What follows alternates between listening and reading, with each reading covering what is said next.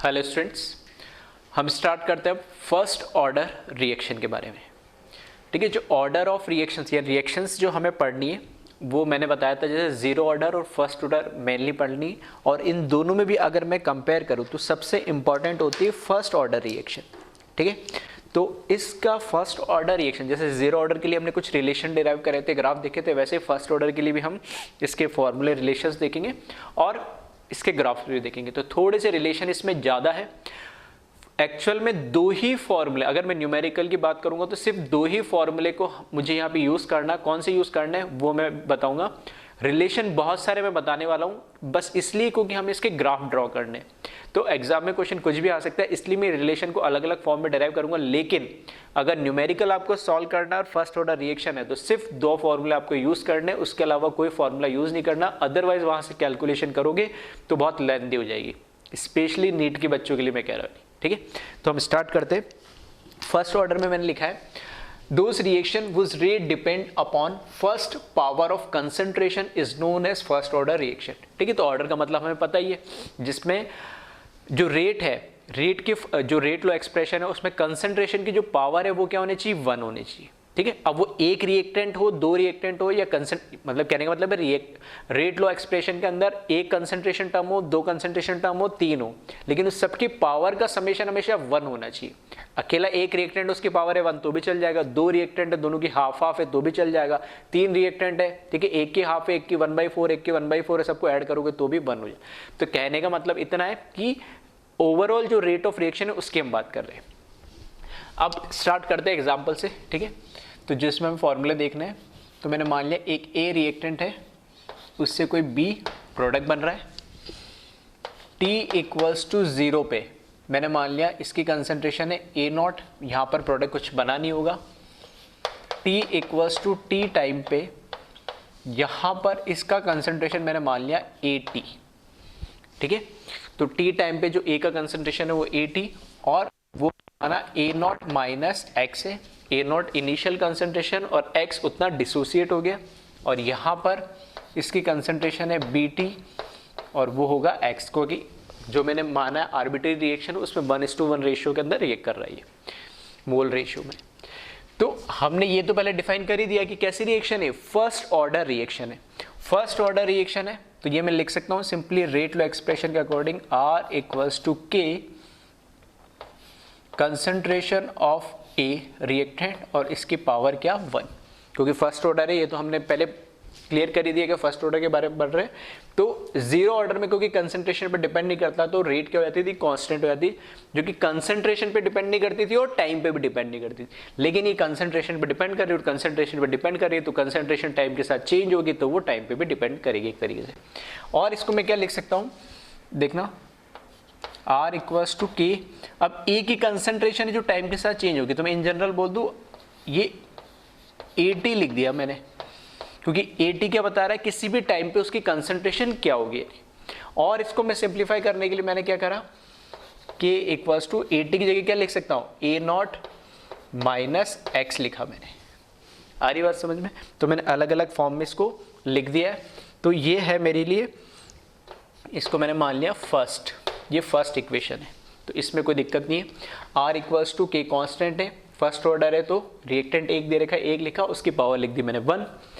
इसकी जगह ये एक्चुअली बता क्या रहा है मुझे, कंसंट्रेशन ऑफ A बता रहा है जो कि टाइम के साथ वेरी करेगा, तो उसको मैंने AT लिखा है इसके अकॉर्डिंग जो दिख भी रहा है, और AT को क्या लिख सकता हूँ, A0 माइनस X। अब ये चीज ऑलरेडी हम रेट लो एक्सप्रेशन में पढ़ चुके हैं, जो R है वो क्या होगा, minus D of A dt होगी। ठीक है, rate of disappearance of A के बराबर होगा rate of overall rate of reaction, वो होगा D of concentration of B upon dt। ये प्रोडक्ट आ गया यहाँ पे। ठीक है, अब इसमें से जैसे लास्ट जीरो ऑर्डर में रिएक्टेंट से करा था वैसे प्रोडक्ट से भी कर सकते हैं, कोई फर्क नहीं पड़ता। इससे करोगे तो भी ऑलरेडी चीज़ें हम कर चुके पुराने लेक्चर्स में, तो सेम ही रिजल्ट मिलेगा नहीं। तो अगर मैं जैसे प्रोडक्ट से ले लूँ इस बार, D of B = dt = R, इसको और इसको लिया है। R की वैल्यू मैं क्या लिख सकता हूँ यहाँ पर, KA भी लिख सकता हूँ, KAT भी लिख सकता हूँ, कि A0 माइनस X कुछ भी लिख सकता हूँ। ठीक है, तो यहाँ पर मैं लिख रहा हूँ R की जगह या इस तरीके से लिख देता हूँ, और concentration of B at any time B T हो जाएगा, और वो किसके बराबर है, एक्स के बराबर। चलो एक स्टेप और लिख देता हूँ मैं, D of concentration B T upon D T, और आर की जगह मैंने लिख दिया यहाँ पर K of A not minus x, ये वाला फॉर्म लिख दिया। ठीक है, इस बी टी की जगह और क्या लिख सकता हूँ मैं, बी टी की जगह लिखा मैंने x, तो d of x upon D T is equals to आ जाएगा k of A not minus x. तो अल्टीमेटली हमें पता है ये किस फॉर्म में कन्वर्ट होता है, dx अपॉन डी टी, और dx अपॉन डी टी है क्या, ओवरऑल रेट ऑफ रिएक्शन है। ठीक है, तो ये हम फर्स्ट सेकंड लेक्चर में ऑलरेडी डिस्कस कर चुके। इस db अपॉन dt की जगह माइनस d अपॉन dt से करते हैं, तो a की जगह क्या लिखता है मैं, at, और at की जगह क्या लिखता है, ए नॉट माइनस एक्स। ठीक है, सॉरी मतलब चेंज इन कंसंट्रेशन क्या होता है, final minus initial, that is eighty minus A not, और एटी की जगह लिखता है ए नॉट माइनस एक्स, और इसके आगे नेगेटिव आता तो ए नॉट से ए नॉट कैंसिल हो जाता, माइनस एक्स और माइनस पॉजिटिव होता, वापस D X upon D T ही मिलता। ठीक है, तो ऐसा भी हम कर चुके हैं। अब क्या करेंगे इसको फर्दर, इसको मैंने लिखा इस तरीके से डी एक्स। ठीक है, थोड़ा सा सिंप्लीफाई करके लिख रहा हूँ मैं इसको, यहाँ पर मैंने इसको लिखा dx इज इक्वल्स टू के ऑफ डी टी, और ए नॉट माइनस एक्स को इसके नीचे लिख दिया मैंने। ठीक है, ए नॉट माइनस एक्स के नीचे आ गया, डी टी उधर चला गया। क्यों, क्योंकि अब मुझे करना है इसको इंटीग्रेट। इसको करूँगा मैं 0 से x तक, और इसको के तो कांस्टेंट आ गया, इसको बाहर ले लिया, और इसको करूँगा 0 से t तक इंटीग्रेट। ठीक है, इसको इंटीग्रेट करेंगे तो हमें पता है 1 अपॉन एक्स होता है, तो उसका क्या होता है ln x या log x होता है उसका इंटीग्रेशन। लेकिन यहाँ पर सिर्फ 1 अपॉन एक्स नहीं है, ए नॉट माइनस, और ए नॉट क्या है, इनिशियल कंसंट्रेशन, जो कि क्या होती है कांस्टेंट। तो एक तरीके से कांस्टेंट माइनस एक्स, या 1 माइनस एक्स, या c माइनस एक्स मान लो, और इसका इंटीग्रेशन क्या होगा तो इसका भी क्या ln A not minus x होगा। लेकिन यहाँ पर x के आगे नेगेटिव है। ठीक है, तो यहाँ पर भी क्या आ जाएगा, नेगेटिव आ जाएगा इंटीग्रेट करने पे। ठीक है, तो सिंपल सा इंटीग्रेशन है, इसमें कोई दिक्कत नहीं होनी चाहिए। और ये इंटीग्रेट करा मैंने 0 से लेके कहाँ तक, x तक, इज इक्वल्स टू के डी टी का इंटीग्रेशन करेंगे तो क्या आ जाएगा t, और ये हो जाएगा 0 से लेके t तक। ठीक है, बस लिमिट पुट कर दे इसमें, अपर लिमिट x है, लोअर लिमिट 0 है, तो अपर लिमिट x की जगह x लिखूंगा तो यही रहेगा, तो ये हो जाएगा minus ln A not minus x, फिर माइनस, ठीक है, upper limit minus lower limit करते, तो अपर लिमिट का वो माइनस, सॉरी ये बीच का माइनस है, और फिर इस फॉर्मूले में ये माइनस माइनस क्या हो जाएगा, प्लस हो जाएगा जब मैं लोअर लिमिट रखूँगा। तो ये हो जाएगा ln, और x की जगह क्या रखेंगे 0, तो यहाँ पर इस बार क्या बच जाएगा, सिर्फ ए नॉट बच जाएगा। ठीक है, तो यहाँ पे ए नॉट माइनस एक्स था, x के 0 रखेंगे तो ln ए नॉट आ जाएगा, is equals to K T minus 0 करोगे तो भी क्या बचेगा, t बचेगा, upper limit minus lower limit. ठीक है, इस फॉर्मूले को या इस स्टेप को मैंने इक्वेशन नंबर 2 दे दिया। क्यों दिया, इस फॉर्म से मैं अलग अलग फॉर्मूले डेराइव करूंगा, अलग अलग फॉर्म में ले जाऊंगा, तो इक्वेशन नंबर 2 लिखूंगा बार बार, तो एक रेफरेंस पॉइंट मैंने लिख दिया। इससे आगे स्टेप पे देखें, ये ऐसे मान सकते हो minus ln m plus ln n। ठीक है, या फिर ऐसे मान लोगे ln m minus ln n, तो नेगेटिव है तो इसको ऐसे लिख सकता हूँ मैं, ln पॉजिटिव वाला तो ऊपर आ जाएगा ए नॉट, और ये नेगेटिव वाला क्या नीचे चला जाएगा, ये हो जाएगा ए नॉट माइनस एक्स। ठीक है, लॉग की प्रॉपर्टी यूज़ करिए सिंपली सी। ठीक है, तो ln m minus ln n, sorry log m minus log n को क्या लिख सकता हूँ, log m अपॉन n। ठीक है, तो log की जगह यहाँ पे ln का मतलब होता है बेस e, और log जब लिख रहा हूँ मैं तो बेस होता है 10। ठीक है, तो ध्यान रखना फिजिकल केमिस्ट्री में जब भी मैं log लिखूंगा उसका बेस 10 होता है, और ln लिख रहा हूँ मैं, ठीक है, तो उसका बेस e है, एक्सपोनेंशियल। तो यहाँ पर log की प्रॉपर्टी यूज़ करी मैंने, is equals to K T. Further मैंने क्या करा, इस के टी को एक साइड ले जा रहा हूँ और टी को दूसरी साइड ले जा रहा हूँ। ठीक है, तो मैंने यहाँ पे लिख दिया इस तरीके से के, और इसको ले गया 1 अपॉन टी, क्रॉस मल्टीप्लाई करा, तो ये हो जाएगा ln A not upon A not minus x. सही है, ठीक है। इसको, ये एक्चुअल में हमारा फॉर्मूला है, इंपॉर्टेंट फॉर्मूला है जिसे हमें यूज करना है। लेकिन कई जगह एल की जगह, ठीक है, थोड़ा सिंप्लीफाई होता है, लॉग की फॉर्म लिखा हुआ था। तो और इसको क्या लिख सकते हैं, k इक्वल्स टू 1/t, या इस तरीके से कर देता हूँ इसको, 2.303 लॉग, ठीक है। अब मैंने क्या बना दिया इसको, log A not minus A not upon A not minus x. क्यों? क्योंकि मैंने यहाँ पर लॉग की प्रॉपर्टी फिर से यूज करिए, या मैं ऐसे बोल सकता हूँ ln x, ठीक है, यहाँ ऊपर लिख देता हूँ, ठीक है, दिखेगा नहीं तो यहाँ लिख रहा हूँ मैं, ln x जो होता है वो होता है 2.303 ऑफ log x। आ रही बात समझे? तो l यानी इसका बेस है e और इसका बेस है log का बेस 10 है, ठीक है।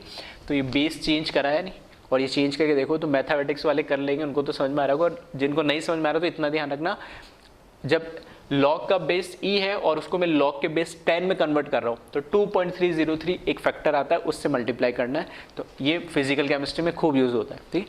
तो ln x must be equals to 2.303 of log x। तो या तो इस फॉर्म में या इस फॉर्म में, ये दो फॉर्म है, ठीक है। न्यूमेरिकल सारे इसी से सॉल्व होंगे, या तो ये फॉर्म या ये फॉर्म। तो दोनों एक ही बोल रहा हूँ, एक ही फॉर्मूला है, बस इधर ln दे रखा है, इधर log दे रखा है, ठीक है। तो इसका बेस यहाँ पे 10 हो गया और उसका बेस यहाँ पर क्या है, e है, बस इतना सा फर्क है। तो डिपेंड करेगा न्यूमेरिकल में कौन सा फॉर्म इजी पड़ेगा। तो फॉर्मूला तो एक ही, एक तो फॉर्मूला ये और एक फॉर्मूला ये, ठीक है। अलग अलग फॉर्म लिख दिए, लेकिन ये बस फर्स्ट ऑर्डर का अगर कोई क्वेश्चन है, ठीक है, अगर मुझे पता लग गया, गिवन मुझे दे रखा है एग्जाम में, और या फिर मेरे को ये आइडिया लग गया कि फर्स्ट ऑर्डर रिएक्शन है, तो एक ये फॉर्मूला और एक ये फॉर्मूला, दो ही फॉर्मूले में यूज करूंगा न्यूमेरिकल्स को सॉल्व करने के लिए। इसके अलावा अब मैं जो जो अलग अलग फॉर्म या अलग अलग फॉर्मूले जो डेराइव कर रहा हूँ वो सिर्फ और सिर्फ ग्राफ को प्लॉट करने के लिए, ग्राफ ड्रॉ करने के लिए।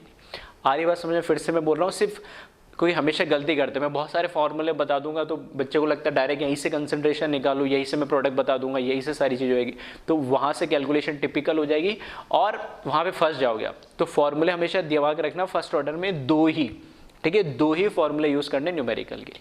क्लियर है? तो एक बार इतना आप कॉपी कर ले, फिर इसके आगे मैं अलग अलग फॉर्म, ठीक है, आपको बताता हूँ कैसे कैसे कौन कौन से फॉर्म हम यूज़ करेंगे, यानी ठीक है। तो वीडियो पॉज करके इसको कॉपी कर लेना। अब चलते आगे। अब मैं स्टार्ट कर रहा हूँ यहाँ से, जैसे मैंने बोला था इक्वेशन नंबर 2, इसको भी चाहो तो नंबर दे दो, इन दोनों को मैं एक ही नंबर दे रहा हूँ, इक्वेशन नंबर 3, ठीक है, एक ही मान रहा हूँ मैं दोनों फॉर्मूले को। अब फ्रॉम, अगर आपके पास एग्जाम में, ठीक है, बोर्ड एग्जाम में डेरिवेशन के लिए आता है कि भाई फर्स्ट ऑर्डर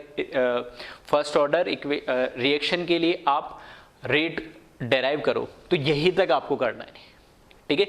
ये है आपका कांस्टेंट t, ठीक है, a नॉट, और कई जगह हो सकता है यहाँ पे a नॉट माइनस एक्स है ना, a नॉट माइनस एक्स की जगह ऐसा भी लिखा हो सकता है, और ठीक है, चलो मैं लिख देता हूँ इधर k equals to 2.303 upon t log of a naught upon at, क्योंकि a नॉट माइनस एक्स है क्या, एक्चुअली at तो है, यानी किसी भी t टाइम पे वो जो कंसंट्रेशन होगी वो, तो इस फॉर्म में भी लिखा हुआ हो सकता है।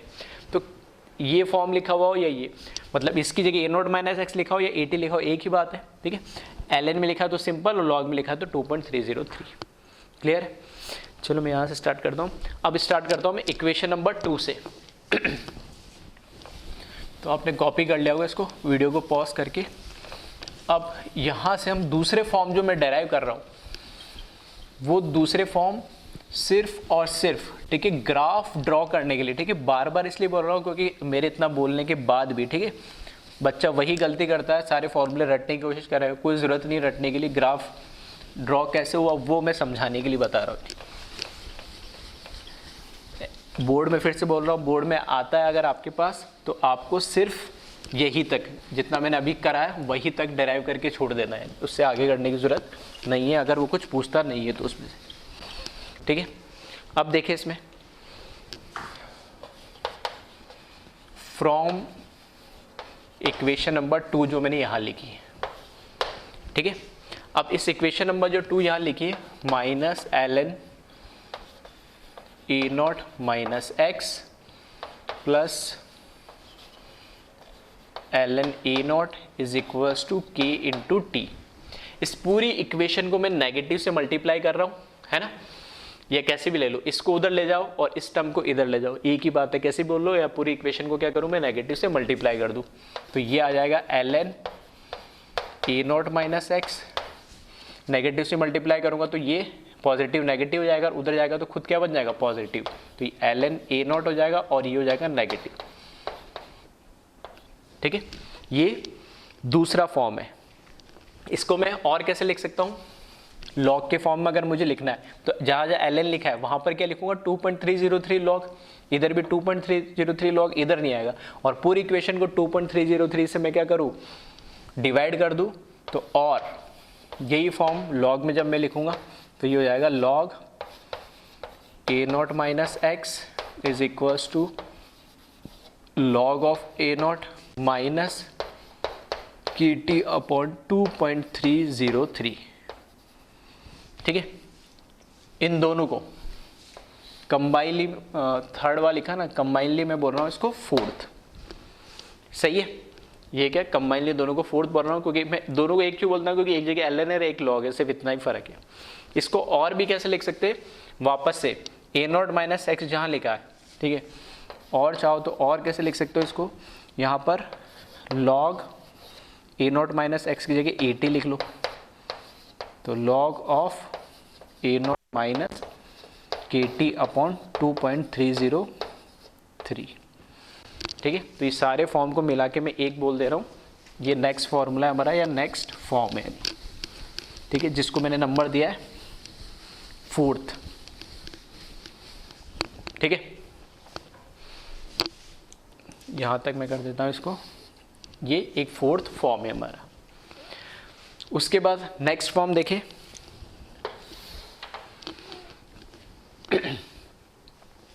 ठीक है, तो यहाँ से कॉपी कर लेना। फिर देखें इसमें नेक्स्ट फॉर्म की अगर मैं बात करूँ, देखो ये जो मैंने फॉर्मूला डेराइव करा था इसको क्रॉस मल्टीप्लाई करूँगा तो ऐसे ही आ जाएगा। ठीक है, या फिर मैं इसको यहाँ लिख देता हूँ फ्रॉम इक्वेशन 3rd से मैं यूज़ कर रहा हूँ। ठीक है, 3rd से यूज़ करेंगे, ये वाला फॉर्म यूज़ कर रहा हूँ, तो इसको मैं क्या ऐसे लिख सकता हूँ, ln A not upon A not minus x is equals to K T, बस क्रॉस मल्टीप्लाई करके लिख दिया मैंने।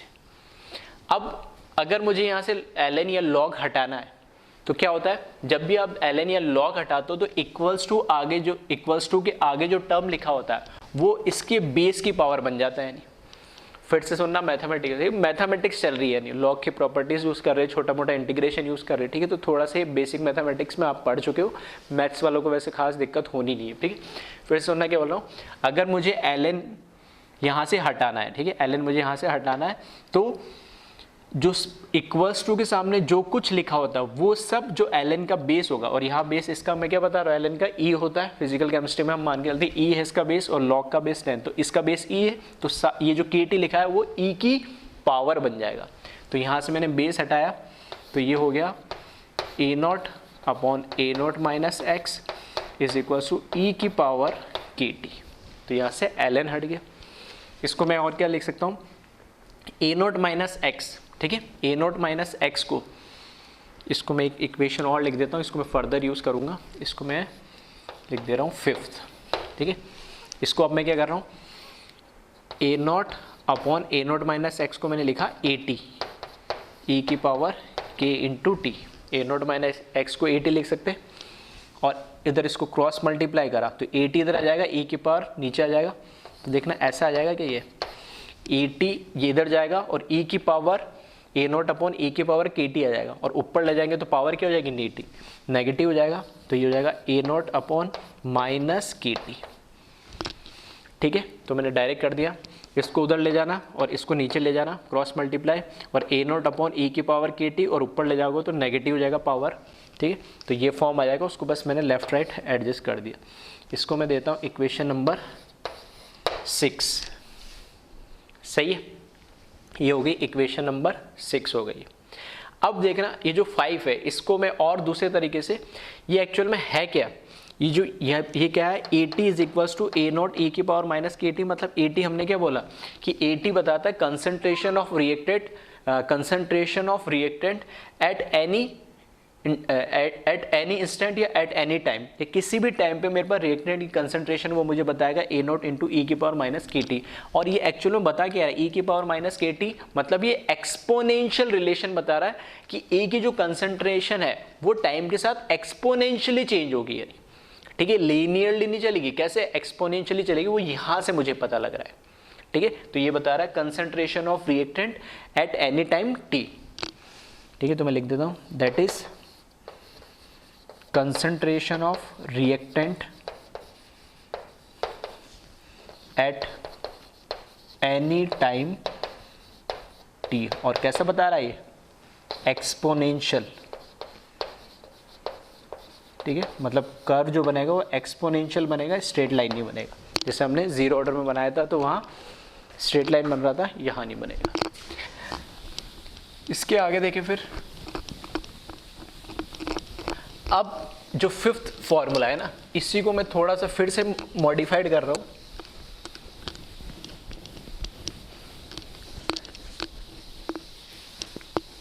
ठीक है, इसको फिर से थोड़ा सा मॉडिफाइड कर रहा हूं मैं। फ्रॉम इक्वेशन 5th, ठीक है। अब मुझे रिएक्टेंट का तो पता लग गया कि कंसंट्रेशन मुझे निकालना है, ग्राफिकल कैसा होगा, एक्सपोनेंशियल वेरी करेगा टाइम के साथ। मुझे चाहिए प्रोडक्ट की कंसंट्रेशन टाइम के साथ कैसे चेंज हो रही है, तो इसी को यूज कर रहा हूं मैं। तो यहां मैंने लिखा A not upon A not minus x is equal to E की पावर के टी, सही है। क्रॉस मल्टीप्लाई कर देते, तो यहां पर ए नॉट अपॉन ई की power K T is equal to A not minus x, ये ऊपर चला जाएगा, तो ये हो जाएगा ए नॉट इंटू ई के power minus K T is equals to A not minus x. इस एक्स को इधर ले जा रहा हूँ और ए नॉट इंटू ई की पावर माइनस के टी को इधर ला रहा हूँ, तो ये आ जाएगा एक्स इधर आ गया is equals to A naught, ये एज इट इज़, और ये उधर जाएगा तो माइनस ए नॉट इंटू ई की पावर माइनस के टी। दोनों में से ए नॉट कॉमन आ जाएगा, तो x equals to A nought 1 minus E की पावर माइनस के टी। इसको दिया मैंने 7th नंबर, और ये मुझे x क्या है, एक्चुअल में बी टी है ये, और ये x को मैं और क्या लिख सकता हूँ, ठीक है। तो ये एक्चुअल में क्या हो गया, बी टी हो गया, which is equals to A not upon 1 minus E की power minus K T. X B T के बराबर ही तो है, ठीक है। इसको 7 नंबर लिख देते, और बी टी क्या है, concentration of product at any time T. तो यहाँ से मुझे कंसंट्रेशन ऑफ प्रोडक्ट भी पता लग गया, और ये भी आप देखोगे ए नॉट इंटू 1 माइनस ई के पावर माइनस के, ये भी एक्चुअल में क्या है, एक्सपोनेंशियली क्या कर रहा है, वेरिएशन शो कर रहा है टाइम के साथ ही। तो ये है that is concentration of product B at any time T, और ये भी कैसा है, एक्सपोनेंशियल कर्व ही शो करेगा। क्लियर है। तो ये सब चीज़ें बस ग्राफ ड्रॉ करने के लिए बता रहा हूँ इतने, ठीक है। रिलेशन कैसे ग्राफ बनेगा तो उससे एक आइडिया लग जाएगा, उसके लिए मैं बता रहा हूँ। तो इसको कॉपी करें एक बार, वीडियो पॉज करके।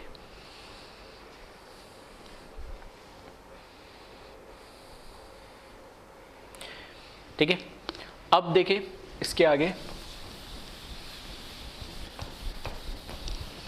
अब वहां पर हमने जीरो ऑर्डर के अंदर एक पढ़ा था डिग्री ऑफ डिसोसिएशन अल्फा, है ना। तो यहां पे भी देख लेते हैं degree of dissociation alpha first order reaction के लिए क्या होगा। तो अल्फा को हमने कैसे डिफाइन करा था, डिग्री ऑफ डिसोसिएशन डीओडी को moles reacted upon initial moles हमने बोला था, ठीक है। तो यहां लिख रहा हूं मैं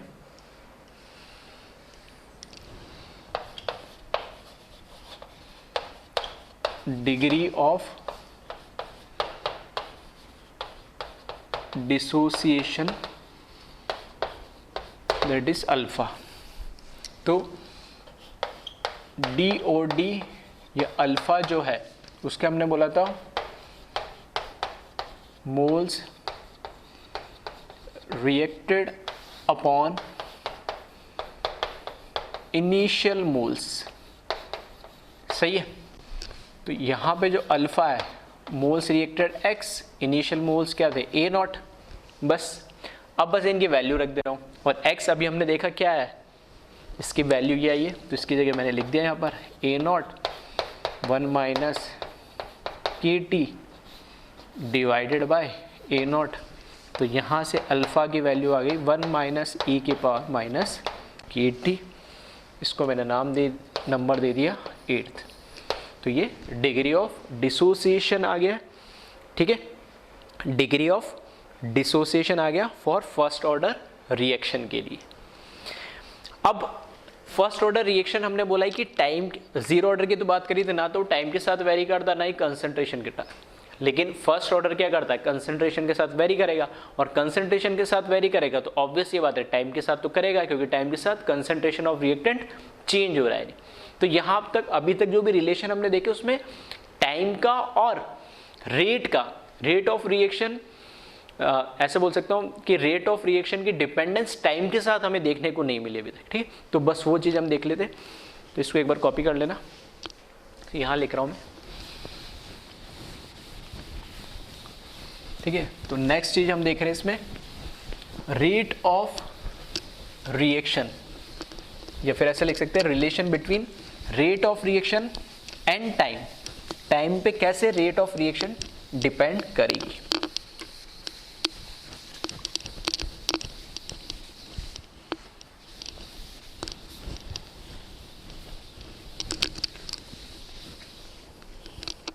ठीक है,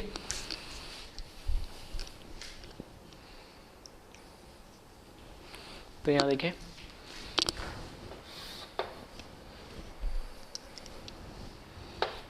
relation between rate of reaction of first order and time.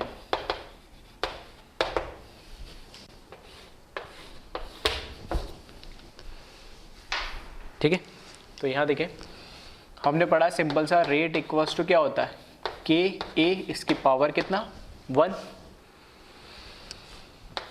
Which is equals to होता है के इंटू ए टी, और ए टी की जगह अभी हमने, ठीक है, इक्वेशन नंबर लिख लेना मैंने अभी, ठीक है, मिटा दिया। तो यहाँ पे इक्वेशन नंबर क्या लिखा था एग्जैक्ट मुझे याद नहीं है, या तो 6 होगा या 7 होगा। और ए टी की वैल्यू जो हमने अभी कैलकुलेट करी है, ठीक है, क्या कैलकुलेट करी, A0 इंटू ई की पावर माइनस के टी। तो चलिए यहाँ लिख देता हूँ मैं, तो R equals to K into A T की जगह क्या लिख रहा हूँ मैं, A0 इंटू ई की पावर माइनस के टी। तो ये इक्वेशन नंबर इसको दे दिया मैंने 9। तो ये रिलेशन बता रहा है मुझे किसके बीच में, रेट ऑफ रिएक्शन, ठीक है, रेट ऑफ रिएक्शन और टाइम के बीच में क्या रिलेशन है। तो ये एक्सपोनेंशियली वेरी करेगा नहीं, ठीक है। तो ये जितने भी, ठीक है, सारे फॉर्म मैंने या सारे फॉर्मूले मैंने बता दिए। फिर से बोल रहा हूँ, बोर्ड के पॉइंट ऑफ व्यू से सिर्फ जहां तक मैंने k equals to 1 upon T ln a0 upon a0 minus x या ln a0 upon A T वाला डेरिवेशन करा है, ठीक है, 5-6 स्टेप तक वही तक बोर्ड में करना है। बाकी उसके बाद जितने भी मैंने फॉर्मूले बताए, ठीक है, डिग्री ऑफ डिसोसिएशन निकालना हो तब बात अलग है, ठीक है, रेट और टाइम के बीच में रिलेशन निकालना हो तब बात अलग है, किसी भी टाइम टी पे रिएक्टेंट की कंसंट्रेशन का निकालनी हो तो वो चीज़ अलग है, किसी भी टाइम पे प्रोडक्ट की कंसंट्रेशन बतानी हो तो वो चीज़ अलग है। लेकिन ये सब चीज़ें मैंने जो फॉर्मूले बताया वो सिर्फ और सिर्फ ग्राफ को ड्रॉ करने के लिए, न्यूमेरिकल सॉल्व इन फॉर्मूले से नहीं कभी करेंगे यानी, ठीक है। अब आ जाए, जैसे हमने जीरो ऑर्डर में देखा था तो इसमें भी देख लेते हैं, life time of reaction.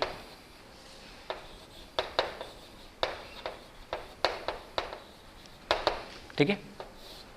Life time of reaction जिसको हमने TLT से और T100 से रिप्रेजेंट करा था जीरो ऑर्डर में भी, तो यहाँ पे भी TLT और T100 से रिप्रेजेंट करेंगे फर्स्ट ऑर्डर रिएक्शन के।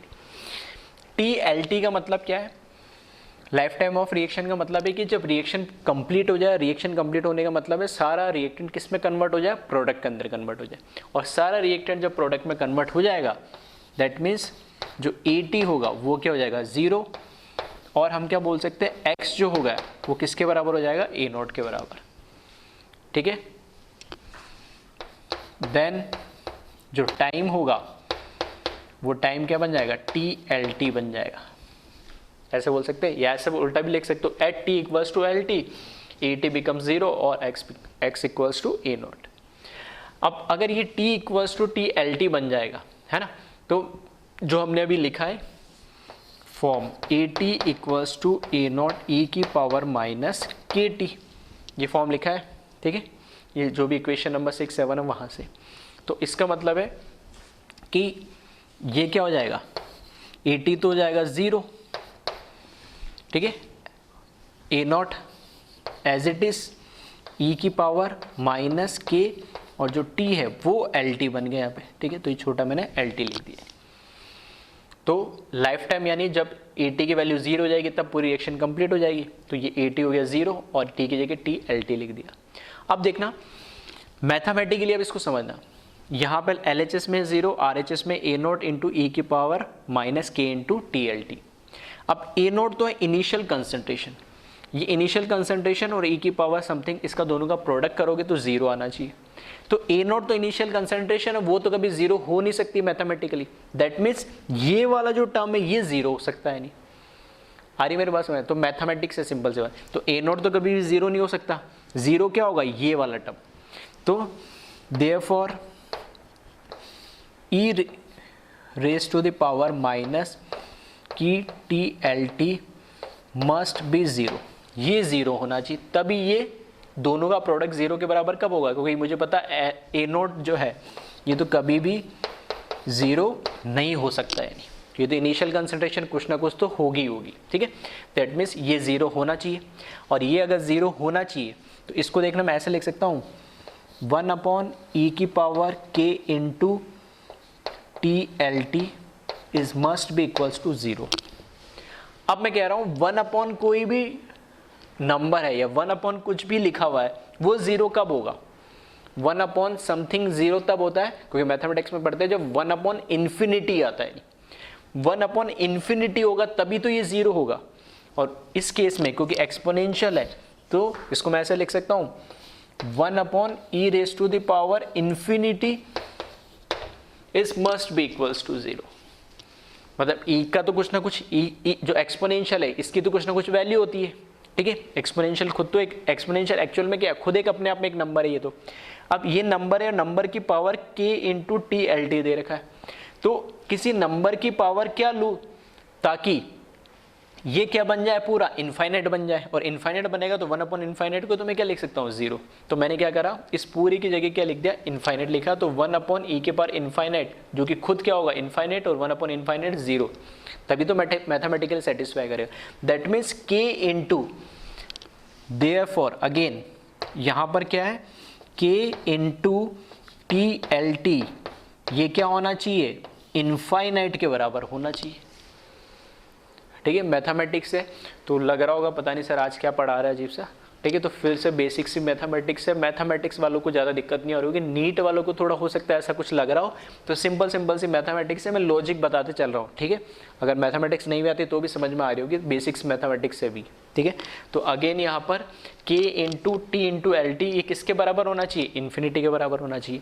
फिर से K अपने आप में क्या? एक रेट कॉन्स्टेंट है, और कॉन्स्टेंट है तो वो कभी 0 नहीं हो सकता। दैट मीन्स TLT टाइम जो है वो इनफाइनाइट हो जाएगा।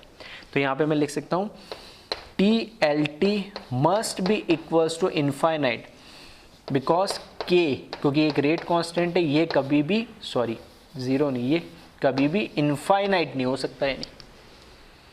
और इसका मतलब क्या है?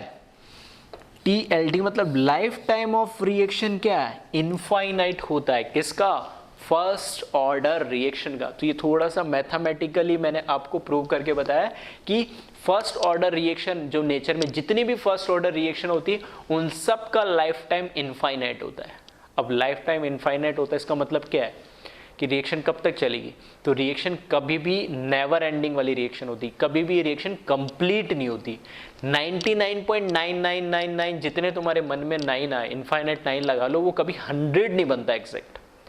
तो फर्स्ट ऑर्डर रिएक्शन नेचर के अंदर प्रैक्टिकली कभी भी कंप्लीट 100% नहीं होती है। इसका लाइफ टाइम कैसा होता है? इनफाइनाइट होता है।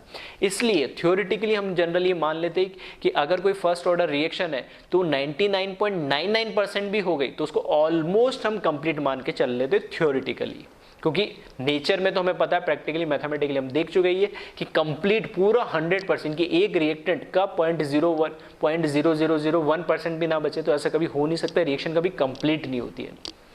आ रही बात समझ में? तो ये मैथमेटिकल थोड़ा सा मैंने आपको प्रूव करके बताया है, तो इसको कॉपी करें। अब देखते हैं इसका हाफ लाइफ। ठीक है, हाफ लाइफ ऑफ रिएक्शन देखते हैं हम, तो इसको कॉपी कर ले एक बार।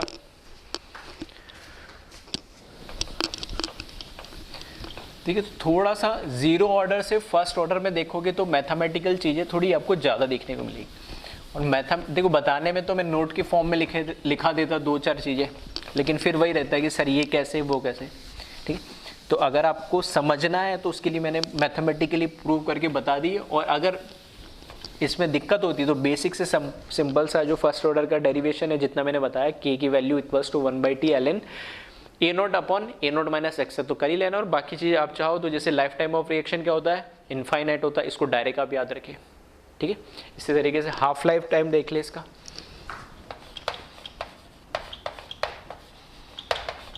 Half life time of reaction किसका? फर्स्ट ऑर्डर का। तो टी हाफ भी लिखते हैं हम इसको और T50 भी लिखते हैं, यानी 50% से।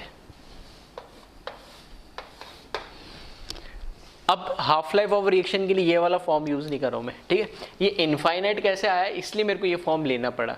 ठीक है, क्योंकि फर्स्ट ऑर्डर का इनफाइनाइट होता है यहाँ से मैथमेटिक, लेकिन इस केस में इनफाइनाइट नहीं होता है। तो इसको मैं सिंपल सा जो हमारा एक रिलेशन है K equals to 1/t ln अपॉन ए नोट माइनस AX लिख लो या AT लिख लो।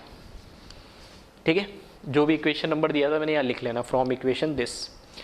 अब हाफ लाइफ टाइम का मतलब क्या है? इफ जो t है वो क्या हो जाए? t हाफ हो जाए, देन t हाफ होने का मतलब है कि जो AT है वो आधा क्या हो गया? खत्म हो गया, यानी मतलब A0/2 बचेगा। जितना भी मैंने रिएक्टेंट लिया था वो किस में कन्वर्ट हो गया? उसका आधा प्रोडक्ट में कन्वर्ट हो गया।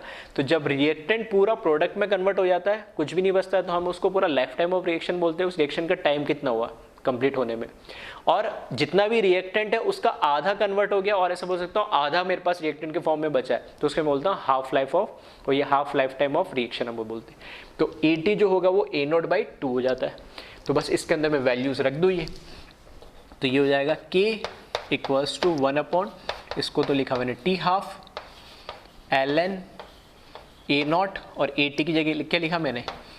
A0/2 लिखा। T हाफ को इधर ले जाऊँ मैं क्रॉस मल्टीप्लाई करके, तो ये हो जाएगा T हाफ, यहाँ आ जाएगा 1/K। ठीक है, T हाफ को इधर ले गया, K को नीचे लिया है, A0 से A0 कैंसिल हो गया, और ये क्या बन गया? ln2। तो या तो ऐसे ध्यान रखो, T हाफ जो होता है किसका? फर्स्ट ऑर्डर का, वो होता है ln2/K। क्या होता है? ln2/K। और ln2 की जो वैल्यू होती है, ठीक है, लॉग जिसका बेस क्या हो? E, तो लॉग ऑफ 2 जिसका बेस 2 हो उसकी वैल्यू क्या होती है? 0.693 होती है। तो इसको डायरेक्ट आप याद रखें, तो T half is must be equals to 0.693/K। ठीक है, तो एक ये फॉर्मूला जरूर याद रखें। ठीक है, तो मैंने याद रखने के लिए वैसे तो कितने 3 ही फॉर्मूले बताए, एक R इक्वल्स टू K या R equals to K AT लिख सकते हैं।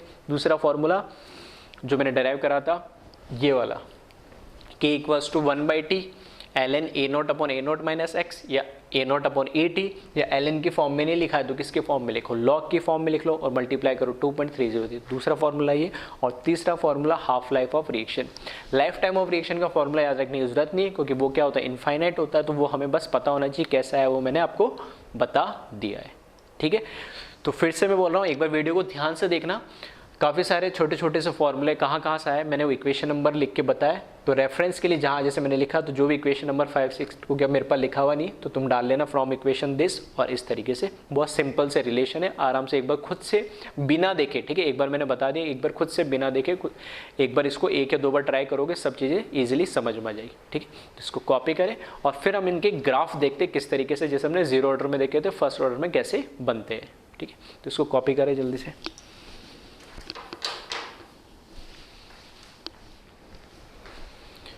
अब देखते हैं हम फर्स्ट ऑर्डर रिएक्शन के ग्राफ। ठीक है, तो कुछ ज़्यादा लग रहे होंगे ग्राफ, है ना, लेकिन सिंपल ही है। तो चाहो तो आप वीडियो पॉज करके ट्राई कर सकते हो सारे ग्राफ को। उसके बाद हम देखते हैं 1 बाय 1। ठीक है, स्टार्ट करते हैं यहाँ से फर्स्ट ग्राफ की। ये दे रखा मुझे रेट वर्सेस कंसंट्रेशन के बीच में। ठीक है, रेट वर्सेस कंसंट्रेशन। तो रेट और कंसंट्रेशन के बीच में ग्राफ कैसा होगा, तो हम ये देख चुके हैं, R इक्वल्स टू K की पावर 1।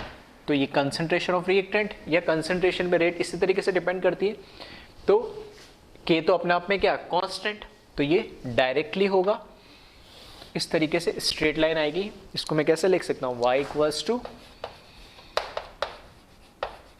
mx की फॉर्म में लिख सकता हूँ। तो जो इसका स्लोप होगा यहाँ पे, ठीक है, जो इसका यहाँ पे स्लोप है वो क्या हो जाएगा, k हो जाएगा। ठीक है, तो सिंपल सा ग्राफ था। सेकेंड है रेट वर्सेस टाइम के बीच में। ठीक है, रेट और टाइम के बीच में आपको बताना, ये है रेट और कंसंट्रेशन के बीच में, ये रेट ऑफ रिएक्शन और टाइम के बीच में आपको बताना है। तो इसके लिए हमने अलग से एक रिलेशन देखा था, relation between rate of reaction and time. क्या था वो, R इक्वल्स टू, ठीक है, R equals to K into, मतलब ये कंसंट्रेशन ऑफ A, इसी से डायराइव करा था ना, तो इसकी जगह हम AT लिख सकते थे। तो R equals to K into AT की जगह हमने क्या लिखा था, A नॉट इंटू E की पावर माइनस KT। ठीक है, तो ये हमने अलग से एक रिलेशन देखा था रेट और टाइम के बीच में। इसका ग्राफ ड्रॉ करना है हमें R और T के बीच में। तो यहाँ से देखो अब ग्राफ कहाँ से स्टार्ट होगा। ठीक है, देखो अब बिल्कुल एकदम जिसको मैथमेटिक्स नहीं भी आती है और ये थोड़ी बहुत भी आती है, ठीक है, बाकी तो ये पता है सबको, R इक्वल्स टू E की पावर माइनस एक्स, तो Y इक्वल्स टू E की पावर माइनस एक्स का ग्राफ मैथमेटिक्स वालों को पता है तो वो तो ईजिली ड्रॉ कर देंगे, कोई दिक्कत नहीं। जिसको नहीं पता उसके लिए सिंपल देख लो, T की वैल्यू अगर रखूँ मैं 0, अगर T की वैल्यू 0 रखूँगा तो E की वैल्यू क्या हो जाएगी, E की वैल्यू क्या हो जाएगी 0, और E की वैल्यू 0 हो जाएगी तो ये क्या हो जाएगा 1। तो R equals to K A naught बचेगा, कब, जब टाइम क्या रखूँगा 0, तो टाइम होगा 0 ही। तो यहाँ इस लाइन पे कहीं ना कहीं से ग्राफ स्टार्ट होगा, और जब ग्राफ स्टार्ट होगा तो वहाँ पे T0 होगा, और T0 रखते ही E की पावर 0 जो कि होता है 1, किसी की पावर 0 क्या होता है 1, तो ये पूरा टर्म हो जाएगा 1, तो क्या बचेगा K इंटू A नॉट, मतलब इस लाइन पे कहीं ना कहीं K इंटू A नॉट आएगा। तो बस क्या करा मैंने, सिंपल सा कहीं भी मैंने मार्क कर लिया, और ये जो पॉइंट है ये पॉइंट है K इंटू A नॉट। ठीक है, सिंपल सा। अब जो कर्व है वो एक्सपोनेंशियल है, और एक्सपोनेंशियल है तो स्ट्रेट लाइन तो होगा नहीं। अब एक्सपोनेंशियल अब आगे बढ़ेगा या नीचे आएगा वो हमें देखना है कि एक्सपोनेंशियली ऊपर जाएगा या एक्सपोनेंशियली नीचे आएगा। ठीक है, जिसको कर्व आता है वो तो बना लेगा, फिर भी नहीं आता तो थोड़ा लॉजिकली समझाने की कोशिश कर रहा हूँ। देखो इस साइड में जैसे जैसे चलेंगे तो टाइम क्या होगा, बढ़ेगा, टाइम कम तो होता नहीं, नेगेटिव तो जाएगा नहीं, टाइम बढ़ेगा। मैंने मान लिया टाइम यहाँ 0, तो टाइम धीरे धीरे बढ़ेगा। अब टाइम जब बढ़ेगा तो E की पावर जो माइनस KT, तो इसको अगर ऐसे लिखो 1 अपॉन E की पावर KT, मतलब पॉजिटिव हो जाएगी। और जैसे जैसे टाइम बढ़ेगा तो E की पावर क्या होगी, फॉर एग्जांपल जैसे ये लिखा E की पावर माइनस KT है, तो उसको मैं क्या लिख सकता हूँ 1 अपॉन E की पावर KT। तो जैसे जैसे टाइम बढ़ेगा तो E की पावर बढ़ेगी, मतलब डिनोमिनेटर बढ़ेगा, और डिनोमिनेटर बढ़ेगा तो ओवरऑल वैल्यू क्या होती जाएगी, छोटी होती जाएगी। तो ये जो K A नॉट है ये मैक्सिमम वैल्यू, जैसे जैसे टाइम बढ़ेगा ये वैल्यूज क्या होती, ये वैल्यू पूरी होती क्या हो जाएगी, कम होती जाएगी। तो ये वैल्यू कम होगी तो मैक्सिमम है, तो इससे नीचे ही आना है नहीं। अब नीचे आना है तो स्ट्रेट लाइन ड्रॉ नहीं करना है, बस मेरे को एक्सपोनेंशियली बनाना है। और एक्सपोनेंशियली कैसे होती है, थोड़ा कर्व टाइप में बना देना बस। तो इस तरीके से। हाँ, यहाँ पर इस टाइम पे ये जो नीचे टाइम एक्सिस है, एक्स एक्सिस पे जो टाइम है उसको कभी भी टच नहीं करेगी। क्यों नहीं टच करेगी? क्योंकि फर्स्ट ऑर्डर रिएक्शन कभी कंप्लीट होती ही नहीं है, क्योंकि उसका लाइफ टाइम ऑफ रिएक्शन क्या होता है? इनफाइनाइट होता है, जो हमने देख लिया। तो ध्यान रखना ये कभी भी इस लाइन को, किसको, टाइम वाले एक्सिस को कभी टच नहीं करती है। ठीक है, सिंपल सा। तो अगर मैथमेटिकली आपको पता है तो भी आप कर लोगे, और नहीं पता है तो भी मैंने लॉजिकली बता दिया, स्ट्रेट लाइन नहीं होगी, बस कर्वेचर होगी यानी।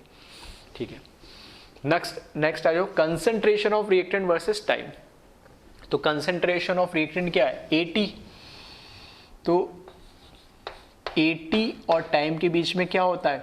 A0 इंटू ए की पावर माइनस KT, ये रिलेशन था। ठीक है, तो किसी भी टी टाइम पे रिएक्टेंट की मेरे को कंसंट्रेशन निकालनी हो तो हमने देखा था AT equals to A0 e की पावर माइनस KT। वापस से जैसे ए का ड्रॉ हुआ, सिंपल एज इट इज वही है, बस वहाँ पे K आ गया था एक्स्ट्रा। तो जब रिएक्शन स्टार्ट नहीं हो रही होगी तो वहाँ टाइम क्या हो रहा होगा? T equals to 0। तो यहाँ टाइम T इक्वल्स टू 0 रखूंगा तो e की power 0 which is equals to 1। तो maximum concentration AT equals to A0 होगी कब? T इक्वल्स टू 0 पे, जब रिएक्शन स्टार्ट नहीं हो रही होगी। तो ये मैक्सिमम मैंने मान लिया यहाँ पर क्या है, ये A0 है। सही है। और फिर से जैसे जैसे टाइम बढ़ेगा तो ये ओवरऑल वैल्यू क्या होती जाएगी? छोटी होती जाएगी। तो और कैसे? एक्सपोनेंशियल कर्व है तो स्ट्रेट लाइन तो होगा नहीं, तो फिर से इस तरीके से एक्सपोनेंशियल इसको ड्रॉ कर देना। टाइम एक्सिस पे ये मैच करेगी नहीं यानी। क्लियर है? सिंपल। नेक्स्ट है concentration of product, that is BT versus time. ठीक है, तो concentration of product versus time के बीच में मुझे कर्व ड्रॉ करना है। तो कंसंट्रेशन ऑफ प्रोडक्ट BT को हमने क्या लिखा था? X पे लिखा था, तो X इक्वल्स टू लिख सकते हैं या BT इक्वल्स टू लिख सकते हैं, जो कि क्या है? A0 1 माइनस e की पावर माइनस KT। ठीक है, तो ये रिलेशन हमने देखा था कि किसी भी t टाइम पे अगर मेरे को प्रोडक्ट की कंसंट्रेशन निकालनी है तो A0 इंटू ब्रैकेट में 1 माइनस e की पावर माइनस KT। फिर से देखना, t की वैल्यू क्या रखे? 0, जब रिएक्शन स्टार्ट नहीं हो रही होगी। t की वैल्यू जब मैं 0 रखूंगा तो ये टर्म पूरा क्या हो जाएगा? e की पावर 0 और वो क्या हो जाएगा? 1, और 1 माइनस 1 क्या हो जाएगा? 0, और 0 हो जाएगा तो ये पूरा टर्म 0। दैट मीन्स इस एक्सिस पे कहीं नहीं, यही अगर टाइम यहाँ 0 है तो ये कंसंट्रेशन भी प्रोडक्ट की क्या होगी? 0। और लॉजिकली भी हमें पता है कि जब रिएक्शन स्टार्ट ही नहीं हो रही तो प्रोडक्ट तो बनेगा ही नहीं। तो कहाँ से? यहाँ से स्टार्ट होगा ये आपकी बार कर्व। अरे बहुत छोटी छोटी चीज़ है कर्व को ड्रॉ करने का। ठीक है, आपको बहुत ज़्यादा मैथमेटिक्स नहीं आती तो भी आप कर्व ड्रॉ कर सकते, वही बता रहा हूँ। तो कर्व इस बार यहाँ से स्टार्ट होगा, ओरिजिन से। अब जैसे जैसे टाइम बढ़ेगा तो जैसे ये मैंने बताया ना 1/e की पावर KT, ये वैल्यू बढ़ रही है तो ओवरऑल वैल्यू क्या हो जाएगी? छोटी। तो ये 1/e की पावर KT क्या होती जाएगी? ये वैल्यू ओवरऑल छोटी होती जाएगी, और 1 में से कुछ वैल्यू क्या होगी? छोटी, कम होती जाएगी। यानी आ रही बात समझ में? 1 में से ये वैल्यू कुछ ना कुछ क्या होती जाएगी? कम हो जाएगी। अगर मैं बोलता हूँ ये वैल्यू पूरे गायब हो गई, e की वैल्यू KT ये वैल्यू पूरी गायब हो गई, तो मैक्सिमम वैल्यू क्या होगी? A0। तो A0 मतलब लॉजिकली सुनना, मैं क्या बोल रहा हूँ कि BT की वैल्यू कभी भी A0 नहीं हो सकती। जैसे हम बोलते थे ना 0 ऑर्डर में कि BT जब हमारा लाइफ टाइम ऑफ रिएक्शन होता है तो सारा रिएक्टेंट किस में कन्वर्ट हो जाता है? प्रोडक्ट में। तो सारा रिएक्टेंट इनिशियली मेरे पास क्या था? A0, तो किस में कन्वर्ट हो जाता है? प्रोडक्ट में। तो BT इक्वल्स टू A0 हो जाना चाहिए था, लेकिन रिएक्शन कभी कंप्लीट होती ही नहीं है। अब रिएक्शन कभी कंप्लीट होती नहीं है तो ये BT कभी भी A0 को तो टच नहीं कर पाएगा, इसको तो टच नहीं कर पाएगा, क्योंकि इसका लाइफ टाइम ऑफ रिएक्शन क्या होता है? इनफाइनाइट। तो और इसको सिंप्लीफाई करना हो तो मैंने क्या करा है यहाँ पर मैंने ये पॉइंट मार्क कर दिया। ये किसको रिप्रेजेंट कर रहा है? A0 को रिप्रेजेंट कर रही है लाइन। ठीक है, ये कंसंट्रेशन A0 को रिप्रेजेंट कर रही है। यहाँ से कर्व स्टार्ट होगा और एक्सपोनेंशियल है तो स्ट्रेट लाइन तो होगा नहीं। हाँ, टाइम के साथ साथ प्रोडक्ट बढ़ेगा जरूर। ठीक है, टाइम के साथ साथ प्रोडक्ट बढ़ेगा, तो स्ट्रेट लाइन तो नहीं बना सकता। तो इस तरीके से बना दूंगा, और ये अगर लाइन दे दी मुझे तो इस लाइन को कभी भी टच नहीं करेगा। यानी आ रही बात समझ में? लॉजिकली फिर से मैंने समझाने की कोशिश करी है कि कर्व यहाँ से स्टार्ट होगा, पहली बात तो। दूसरी बात, मैक्सिमम वैल्यू उसकी A0 हो सकती है, जो कभी भी उस पर पहुँचेगा नहीं, उससे कुछ ना कुछ कमी रहेगी। 99.9999 रिएक्टेंट ग्राम हो जाएगा, ये परसेंट कंप्लीट हो जाएगा, लेकिन कभी भी ठीक है, लेकिन कभी भी वो पूरा कंप्लीटली इसको टच नहीं कर पाएगा, यानी सारा रिएक्टेंट कभी प्रोडक्ट में कन्वर्ट नहीं हो पाएगा। और जैसे जैसे टाइम बढ़ेगा तो ये वैल्यू भी बढ़ती जाएगी, 1/e/kT की वैल्यू आप ट्राई करके देखना, डिनोमिनेटर बढ़ेगा तो ओवरऑल वैल्यू छोटी होगी, ओवरऑल वैल्यू छोटी होगी तो 1 माइनस वो वैल्यू और छोटी होती जाएगी, डिफरेंस बढ़ता जाएगा तो ये वैल्यू बढ़ती जाएगी। तो ये रिएक्टेंट के बीच में, ये प्रोडक्ट के बीच में। नेक्स्ट आ जाओ अल्फा, ठीक है, डिग्री ऑफ डिसोसिएशन और टाइम के बीच में मुझे क्या दे दिया, कर्व दे दिया। तो अल्फा अभी हमने कैलकुलेट कराई था, अल्फा क्या होता है 1 माइनस e⁻⁻kT, ठीक है। तो ये भी हम देख चुके हैं, ये कर्व ड्रॉ हो गया तो ये भी हो जाएगा, बिल्कुल इसकी जैसे ही सिंपल है। दोनों में बस क्या है, यहाँ पर A0 एक कांस्टेंट आ रहा है जो कि इनिशियल कंसंट्रेशन है। अब अल्फा होता है डिग्री ऑफ डिसोसिएशन, और डिग्री ऑफ डिसोसिएशन 1 मोल के लिए डिफाइन कर दे, दैट मीन्स उसकी मैक्सिमम वैल्यू क्या हो सकती है 1। जैसे यहाँ पे इसकी मैक्सिमम वैल्यू क्या थी A0 जो कि उसका इनिशियल कंसंट्रेशन था, सेम काम यहाँ पे भी हम कर सकते हैं। यहाँ पर मैंने एक लाइन ड्रॉ कर दी और इसकी जो वैल्यू है ना वो 1 होगी, जैसे यहाँ पे इसकी वैल्यू A0 है, मतलब डिग्री ऑफ डिसोसिएशन 1 से ज़्यादा कभी नहीं हो सकता है, और कभी भी कंप्लीटली कन्वर्ट नहीं हो रहा। वापस से देख लेना, t की वैल्यू क्या रखोगे 0, t की वैल्यू 0 रखोगे तो e⁻0 which is equals to 1, ये पूरा 1 होगा तो 1 माइनस 1 0, मतलब कर वापस यहाँ से स्टार्ट होगा। और डिग्री ऑफ डिसोसिएशन की मैक्सिमम वैल्यू क्या हो सकती है 1, जिसपे पहुँच नहीं पाएगा, मतलब पूरा का पूरा रिएक्टेंट तो कभी भी, मतलब हमने कहा मोल्स रिएक्टेड, तो पूरा पूरा रिएक्टेंट कभी रिएक्ट करेगा ही नहीं।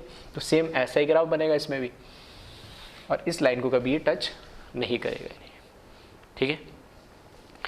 नेक्स्ट आ जाओ T half versus initial concentration. ये ग्राफ इसलिए बनाया क्योंकि हमने जीरो ऑर्डर रिएक्शन के अंदर पढ़ा था कि जो initial half life time of zero order reaction है वो क्या होती है A0/2K। तो 2 और K तो कांस्टेंट है और A0 क्या थी इनिशियल कंसंट्रेशन। तो half life of zero order reaction initial concentration पर डिपेंड करती है, लेकिन यहाँ पे अब हमने हाफ लाइफ का फॉर्मूला क्या देखा है, टी हाफ होता है, ठीक है, या तो ln2 लिख लो या 0.693 लिख लो डिवाइड बाय k। तो ये भी 0.693 भी कांस्टेंट है, k भी एक क्या है कांस्टेंट है, दैट मीन्स हाफ लाइफ है वो इनिशियल कंसंट्रेशन जो कि क्या होती है A0। इस A0 से कोई लेना देना नहीं, इंडिपेंडेंट ऑफ इनिशियल कंसंट्रेशन। तो half life of first order reaction is independent of initial concentration. और अगर ऐसा है तो अगर मैं इसका कर्व ड्रॉ करूंगा तो एक स्ट्रेट लाइन टाइप आएगी, ठीक है। तो इसको स्ट्रेट लाइन बना लेना, थोड़ा सा टिल्ट हो गई, ठीक है। तो मेरे पास जगह की थोड़ी कमी, इसलिए थोड़ा छोटा छोटा और कंजेस्टेड हो रहा है। आप जब ग्राफ ड्रॉ करो तो थोड़ा सा, ठीक है, खुला खुला और बड़ा बड़ा बना लेना। सारी इक्वेशन कौन सा फॉर्मूला मैंने यूज़ करा के इस ग्राफ में, सब चीज़ें क्लियर दिखनी चाहिए, कोई कन्फ्यूजन ना हो, ठीक है, साफ साफ ड्रॉ कर लेना। तो इनिशियल कंसंट्रेशन में इसका कोई लेना देना नहीं है, तो इनिशियल कंसंट्रेशन आप कुछ भी रखो, हाफ लाइफ कांस्टेंट ही रहती है इसकी। नेक्स्ट आ जाओ ln/AT वर्सेस टाइम के बीच में, ठीक है। तो वो जो दो फॉर्म मैंने लिखे थे वो सिर्फ ग्राफ के लिए लिखे थे। हमें पता है ln/AT, ये हमने ऐसे कैसे लिखा था, ln A0 - x लिखा था, जिसको मैंने लिख दिया था बाद में ln/AT which is equals to ln A0 - KT, ठीक है। ये फॉर्म भी हमने कन्वर्ट करा था। अब ln/AT इसके और टाइम, मतलब इसके बीच में कर्व ड्रॉ करना है, और इसको मैं लिख रहा हूं, देखना y equals to C - mx। t यहाँ पर x का काम कर रहा है जो x एक्सिस पे, ln/AT पूरा ये y का काम कर रहा है जो y एक्सिस पे। तो यहाँ पर k स्लोप हो जाएगा और ln A0 यहाँ पर क्या हो जाएगा इंटरसेप्ट हो जाएगा। स्लोप माइनस के मतलब नेगेटिव है, तो लाइन इस तरह आएगी, इस तरह नहीं जाएगी, इस तरह स्लोप आएगा। और जो इंटरसेप्ट है y एक्सिस पे, ये इंटरसेप्ट होगा यहाँ पर ln A0 होगा ये, और ये लाइन इस तरीके से आएगी। इसका जो स्लोप होगा वो होगा -k, ठीक है। और जैसे ln/AT के बीच में वैसे log/AT के बीच में भी हो सकती है। तो दोनों सेम ही है, बस फर्क क्या है, यहाँ पर आ जाएगा log/AT is equals to log of A0 माइनस 2.303 का फर्क आ जाएगा, जो कि इसके डिनोमिनेटर में आ जाता है। क्योंकि जब हम ln को log में कन्वर्ट करेंगे तो 2.303 से मल्टीप्लाई इधर भी होगा, इधर भी होगा, इधर नहीं होगा, लेकिन पूरे को 2.303 से क्या करें डिवाइड करते, तो यहाँ से हट जाएगा, यहाँ से हट जाएगा, यहाँ आ जाएगा। तो वापस से सेम ही है, बस वहाँ पे ln की जगह log आ जाएगा। स्ट्रेट लाइन की इक्वेशन है ये भी, ठीक है। तो इसको भी लिख दो y equals to C minus M x. तो इस बार जो स्लोप है बस वो थोड़ा सा बदल जाएगा, जो स्लोप है इस बार हो जाएगा माइनस के अपॉन 2.303। ये पूरा स्लोप है और t एक्स एक्सिस पे आ गया टाइम। और ये जो इंटरसेप्ट है इस बार क्या हो जाएगा, इंटरसेप्ट हो जाएगा log ऑफ ए नॉट, ठीक है, ये इसका इंटरसेप्ट। तो इस तरीके से, ठीक है, जितने ग्राफ हो सकते थे मैक्सिमम मैंने ड्रॉ कर दिए, ठीक है। इक्वेशन से मैंने सारे ड्रॉ करे। जिनको मैथमेटिक्स आती है, एक्सपोनेंशियल कर्व आते हैं, e की पावर x का ग्राफ कैसा होता है, e की पावर माइनस x का ग्राफ कैसा होता है, e की या y equals to 1 minus e की पावर माइनस x का ग्राफ कैसा होगा, ठीक है, वो चाहे वैसे देख के बना सकते हैं। अदरवाइज अगर आपको नहीं भी पता है तो फिर भी मैंने लॉजिकली, स्पेशली नीट वालों को जो अगर थोड़ा आइडिया नहीं होता ग्राफ ड्रॉ करने का एक्सपोनेंशियल का, फिर भी मैंने एक आइडिया दिया है।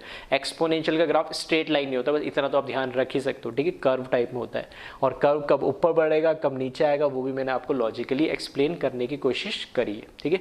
तो एक बार इसको कॉपी कर ले और फिर से सारे ग्राफ, ठीक है, बिना देखे 2-3 बार देख के ट्राई करें, फिर से सारे ग्राफ खुद से ड्रॉ करने की कोशिश करें लॉजिकली, क्या लॉजिक लगता है, ठीक है। एक बार खुद से करोगे तो 2-3 बार करने पे आपको लॉजिक भी समझ में आ जाएगा, फॉर्मूले भी याद हो जाएंगे और ये भी पता लग जाएगा ग्राफ कैसे ड्रॉ हुआ, ठीक है। इसको कॉपी करें।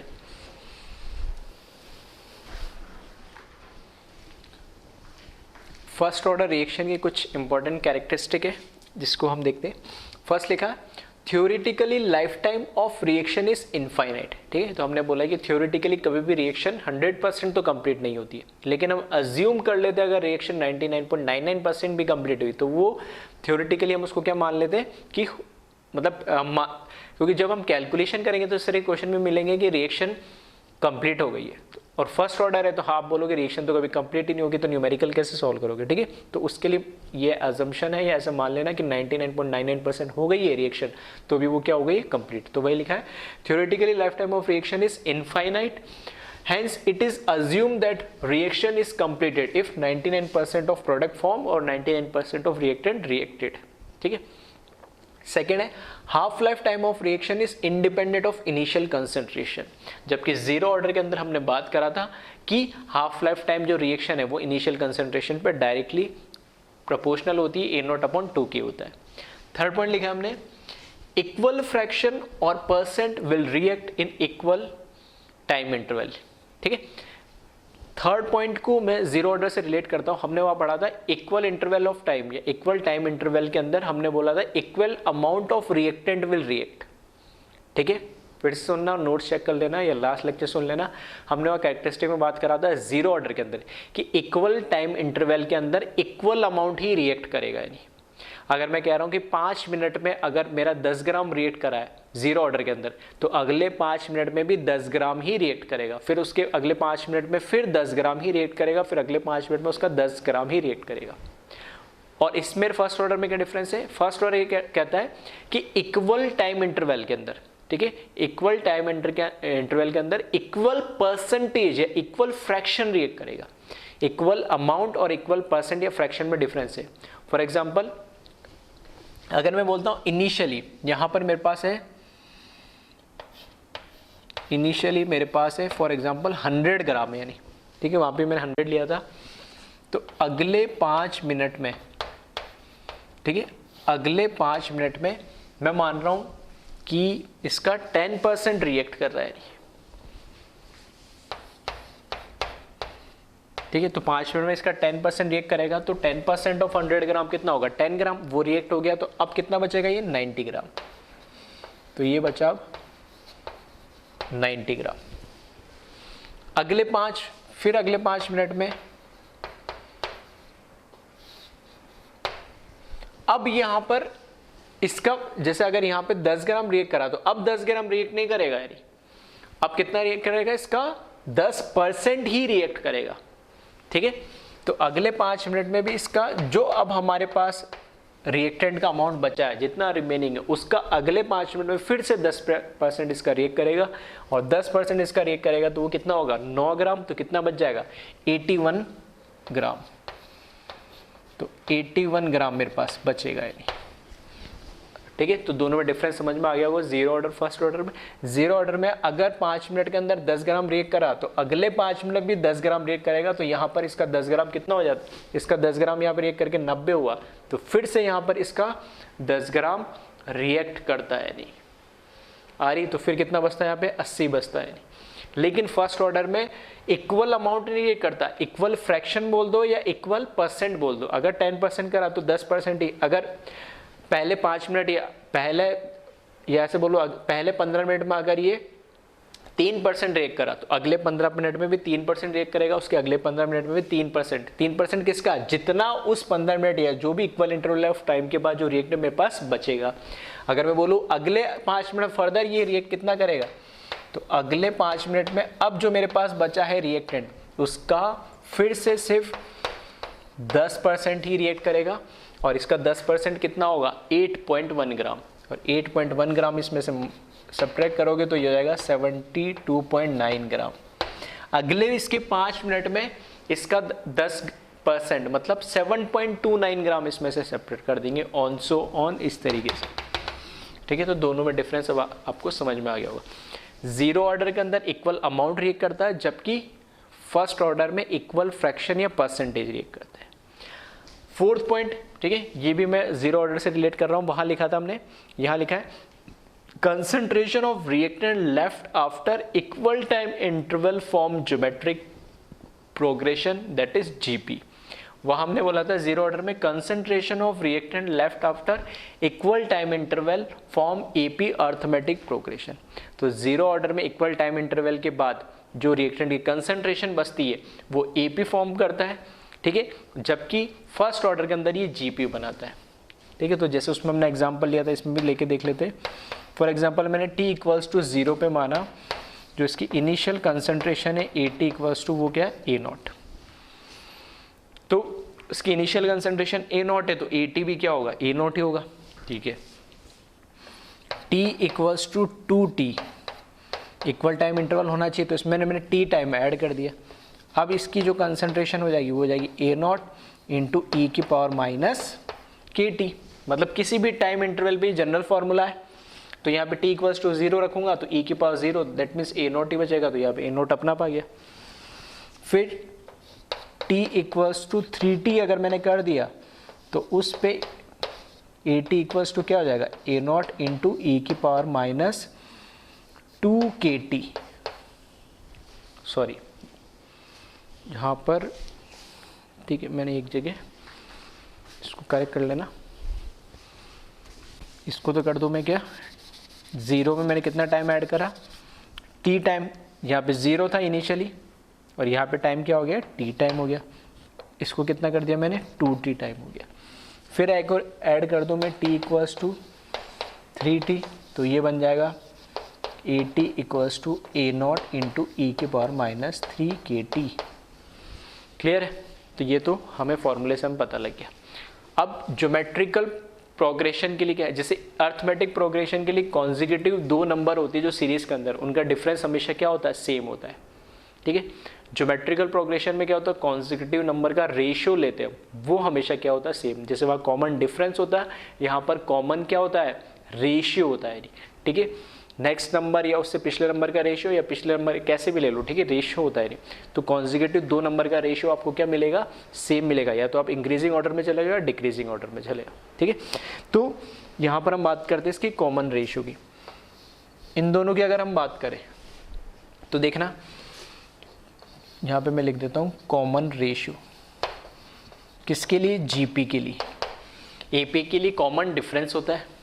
ठीक है, तो यहाँ पर कॉमन रेशियो तो A0 divided by A0 into ई की पावर माइनस KT अगर मैं करता हूँ तो A0 से A0 कैंसिल हो जाएगा और यहाँ पर मेरे पास क्या बचेगा ऊपर चलाएगा तो ई की पावर KT बच जाएगा। ये कॉमन डिफरेंस आया। इन दोनों का कॉमन डिफरेंस अगर मैं देखूँ, इन दोनों का अगर मैं देखूँ, ठीक है, तो इसको मैं CR लिख देता हूँ कॉमन डिफरेंस। तो ये हो जाएगा A0 इंटू ई की power minus KT divided by ये A0 इंटू ई की पावर माइनस 2KT। ए नोट से ए नोट कैंसिल हो जाएगा, ई की पावर माइनस के टी, ई की power minus 2 K T, base same हो जाएगा तो प्लस 2 के टी में से एक ई टी जाएगा तो भी क्या बच जाएगा, ई की पावर के टी ही बचेगा। फर्दर इन दोनों का डिफरेंस आप देख लो, तो कॉमन रेशियो आप देखोगे तो ए नॉट इंटू ई की power minus 2 K T divide by A not into ई की पावर माइनस 3 के टी, वापस से क्या बचेगा, ई की पावर के टी ही बचेगा। तो देख सकते हो जो कॉमन डिफरेंस आ रहा है हर जगह वो क्या आ रहा है, सॉरी कॉमन जो रेशियो आ रहा है वो क्या आ रहा है, हमेशा सेम आ रहा है। तो इस तरीके से इक्वल टाइम इंटरवल के बाद जो रिएक्टेंट की कंसंट्रेशन बचेगी वो जीपी अगर बना रहा है तो फर्स्ट ऑर्डर रिएक्शन होगी, ऐसे भी उल्टा बोल सकते हो। और अगर उनका रिएक्टेंट की जो कंसंट्रेशन इक्वल इंटरवल के बाद जो बच रही है, इक्वल इंटरवल टाइम के बाद जो इनकी कंसंट्रेशन बच रही है और वो अगर एपी फॉर्म बना रहा है तो वो जीरो ऑर्डर रिएक्शन होगी।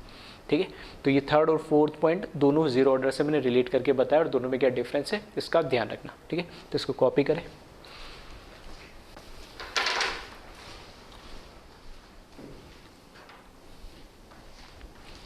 अब कुछ एग्जाम्पल है फर्स्ट ऑर्डर रिएक्शन के। ठीक है, तो इससे आप ध्यान रखिएगा। फर्स्ट है all reaction related to radioactivity that is nuclear chemistry are first order.